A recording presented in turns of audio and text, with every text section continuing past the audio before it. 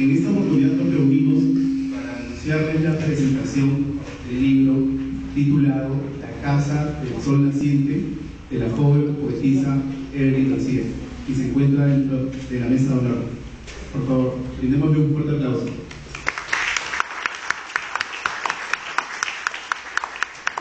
Asimismo, necesitamos fuertes palmas para los demás integrantes de nuestra mesa de honor.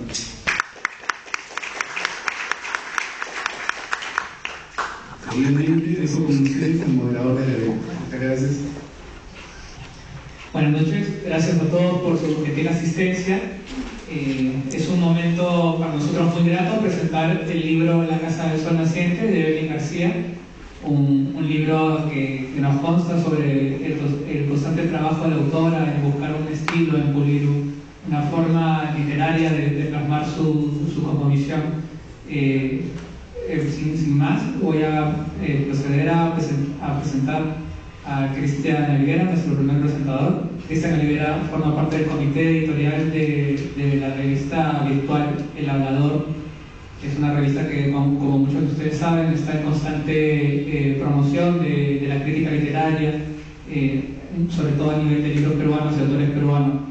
Cristian Olivera es alguien que es parte de una movida fantástica en la que muchos ponentes e investigadores están participando en varias mesas redondas y conversatorios y eventos que giran en torno al tema literario y lo fantástico, ¿no? que tiene una relación también con ciertos ejes temáticos del libro. Con ustedes, Cristian Olivera.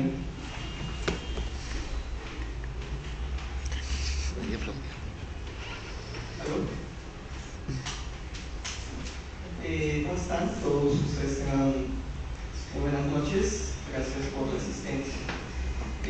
Bueno, y antes que nada, gracias a Evelyn por haber escrito este libro, ¿no? por que ella nos reúne. Gracias también a Borrador Editores, en gran esfuerzo han podido reunirnos hoy día también acá. Evelyn García en algún momento había oído, cuando todavía estudiaba en San Marcos, que tampoco ha sido hace mucho, y bueno, justamente se comentaba sobre este tema tan importante que es el de la escritura, en el sentido de cuando tú estás en la universidad, de alguna manera cuando pasas de un nivel a otro, resulta siempre un anacronismo, ¿no? El primer nivel obviamente es cuando le comentas a tus amigos que quieres ser escritor y les pasas tus cuentos y te los celebran, y bueno, y hasta cierto punto puedes vivir engañado por eso. Eres el dios de los mares, por decirlo. El otro nivel es obviamente el nivel ya propiamente de una publicación, de ponerse a trabajar más allá de los egos y todo lo demás. Y ese es un acto que nunca va a dejar en un medio como el nuestro de dejar de ser admirable totalmente. El proceso tanto de la creación del texto y el proceso del formato que se le da que es el de un libro merece tanto la admiración tanto de la autora como de la editorial. Decía entonces que había oído pues, en una clase de literatura peruana, en lo digamos más nuevecito que había por ahí salido, el nombre de la primera novela de Evelyn, Un Baño Maravilla, pululando por ahí como un nombre vago. No recuerdo si en algún momento con ella habré usado los procesos de literatura, no recuerdo en todo caso. Definitivamente es literatura, ¿verdad? Claro, es posible en todo caso.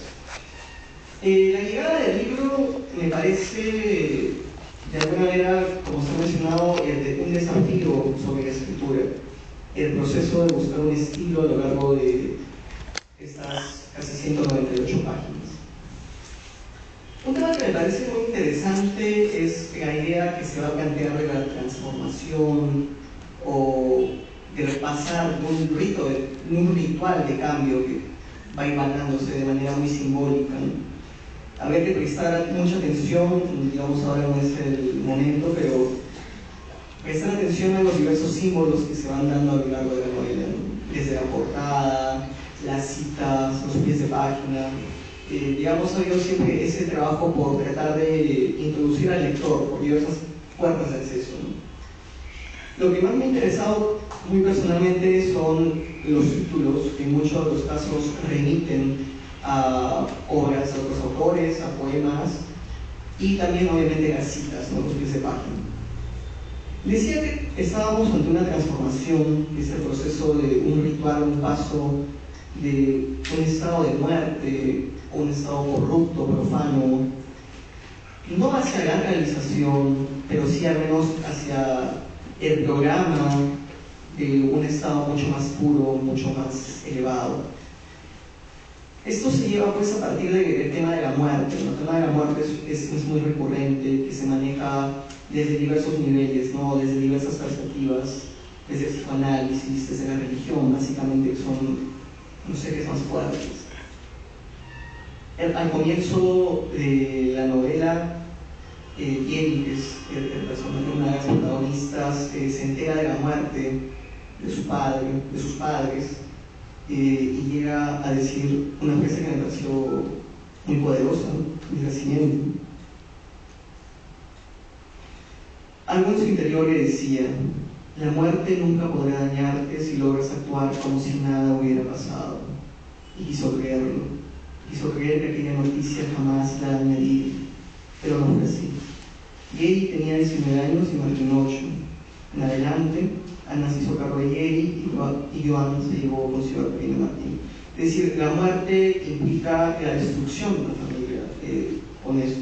Una destrucción que, digamos, a primeros rasgos podría no parecer muy significativa, pero que resulta desencadenando todos los temperamentos atormentados de los personajes, ¿no? Estas relaciones familiares resultan de esta manera, o la familia misma, siendo como de la muerte, es el escenario donde se va a manifestar la muerte a partir de silencios, de tensiones, ¿no? El tema de la familia es un tema que es muy importante en la novela, pero que es producto tanto de una crisis, que parte obviamente de una crítica de las instituciones familiares, y obviamente en aras, o sea, el objetivo es consolidar, digamos, una mejor relación familiar, si se quiere. Siguiendo con el tema de la muerte, un tema que me pareció también muy importante y cómo se maneja de manera muy sutil, y donde podemos ver pues la trama, esta sugerencia de la preposición, es esta pequeña atisbo que se hace de la muerte, con la aparición de un fantasma, ¿no? Que se podría decir a grosso modo, que es el hermano, es Daniel, que es el hermano de una de las protagonistas que se llama Mina, ¿no? Entonces, esas pequeñas sutilezas con que la autora va tejiendo sus apariciones por medio de grabaciones o de composiciones adrede, me parece pues un trabajo de composición muy delicioso, admirable por la manera que va a llegar a ser tan importante en la novela, ¿no? No voy a decir el final obviamente, pero digamos el tema de la muerte resulta ser grave, y lo cual en parte también, como mencionaba Luis Hernando Castañeda en la contraportada, le da un toque thriller psicológico a la novela, ¿no? Yo diría también hasta cierto punto un pequeño toque de novela detectivesca, ¿no? Pues, al final una especie de crimen que es resuelto, ¿no? Pero no es tanto para mí, y eso es lo que también resalto de esta novela, esos crímenes tan públicos, esos asesinatos. Creo que los peores crímenes son aquellos que cometemos de manera interna, en secreto, que se mantienen en silencio y que olvidamos incluso. Crímenes interiores, esa joya, ese miedo al sol de Mina, me parece muy importante en este sentido, ¿no? Y obviamente sacado del psicoanálisis y por otro lado la religión, ambas materias que en principio podrían estar totalmente distanciadas, convergen como una búsqueda, ¿no? Una búsqueda de unidad. Entonces el psicoanálisis va a permitir en parte a Yeri, a partir del tratamiento que hace del personaje de Nina, descubrir toda una problemática interna, ¿no? Es al principio, digamos, la gran finalidad del psicoanálisis, ¿no? Descubrir un poco nuestra, por decirlo de grosso modo, nuestra basura interna. Y la religión, por otra parte, también, que es otra vía, otro nivel de salvación. Porque la salvación resulta ser muy importante, pero hay que mencionarlo en un sentido acto de expiación y de redención. Al final los personajes buscan ser redimidos a partir de la expiación de lo que podríamos llamar sus propios pecados. Y obviamente esto vincula y no hace para nada banal las constantes citas que se hace Dostoyevsky, por ejemplo, ¿no? Sobre todo la cita final sobre los hermanos Karamazov. Había también que prestar, pues, en este sentido, atención a las referencias bíblicas, ¿no? Las referencias bíblicas que, bueno, básicamente creo que la más trascendental sería la que se hace de Caín y Abel, ¿no? Y que resulta ser muy importante, ¿no? Esta relación entre hermanos, problemáticas, estas tensiones, esta especie de dobles, de dualidades, porque por un lado tenemos dos hermanos, digamos, que han perdido a sus padres, que tienen una relación intensa hasta cierto punto, que es pues obviamente la de Inés y la de Martín, ¿no? Y por otro lado está el reflejo, pareciera serlo, de otro grupo de hermanos, ¿no? Que es el de Mina y el de Daniel. En ambos casos, incluso en el caso de Daniel y de Martín, llega esto a, yo he visto como una especie de juegos de dobles, ¿no? Como un planteamiento de cómo un muerto puede apoderarse o ir asumiendo una identidad de un vivo de manera muy cautelosa, ¿no? Entonces eso me pareció también muy interesante.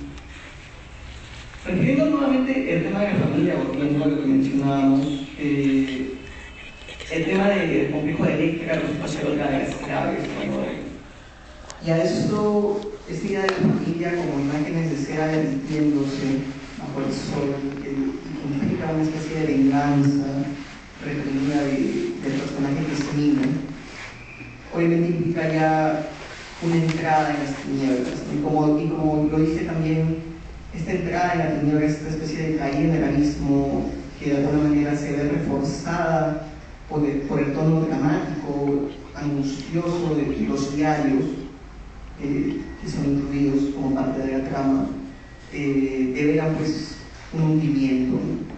Obviamente luego a partir, como hemos mencionado, de estas dos vías, psicoanálisis y religión, es que al final llega a tener sentido el título, por decirlo, ¿no? La casa de Sol Naciente, la casa de cierta esperanza, ¿no? Que tampoco llega, como me digo, a concretarse, ¿no? Tampoco estamos ante una mirada optimista, que decir, ¿no? Esa dualidad final, de la escena final entre el sol y la oscuridad, lo advierte muy claramente. En todo caso, haciendo atención a la editorial y a la portada que se ha escogido, para la autora no somos más que pájaros heridos, ¿no? Solitarios, tristes, siempre intentando volar de alguna manera, pero que resulta a veces ser tan banal, porque claro, siempre hay vías para poder explorar